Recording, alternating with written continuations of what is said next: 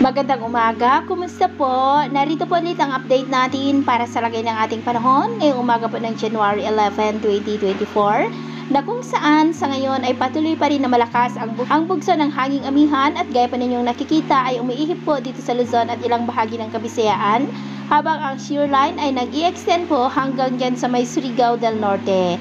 At easterlies naman ang hangin na patuloy na umiihip sa nalalabing bahagi po ng Mindanao.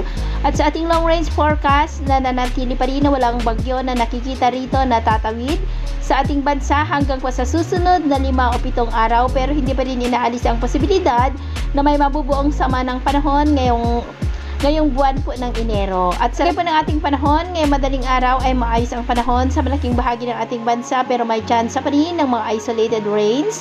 Dito po sa may Cagayan, Apayao, ilang bahagi ng Isabela, Quezon, Camarines Norte, Camarines Sur, Catanduanes, Southern Samar, Oriental Mindoro, Aklan, Abuyog Leyte, ilang bahagi ng Bohol, Dinagat Island at Sulu Archipelago. At mamaya ay sisikat ang araw sa malaking bahagi ng ating bansa pero may chance pa rin ng maulap na kalangitan with isolated rains.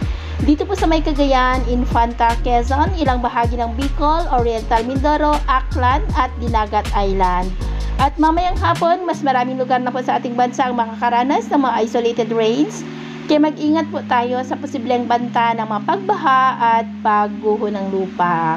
At yun naman pong mga baybayin dahil sa amihan ay matataas pang mga alon sa baybayin po ng Ilocos Norte, Cagayan, Batanes, Babuyan Islands, Isabela hanggang dyan po sa may seaboard ng Catanduanes ng mga alon ay posibleng aabot hanggang po sa 2 to 4 meters height. Iwasan muna natin ang papalaot dyan po sa mga may kulay pula para mas makaiwas sa mga sakunang pangkaragatan. So, yun po ang latest update natin sa araw na ito. At ako po muli si James na nagsasabing sa kahit anong pagsubok po na darating sa ating buhay, huwag na huwag po tayong mawawalan ng pag-asa. Thank you and God bless!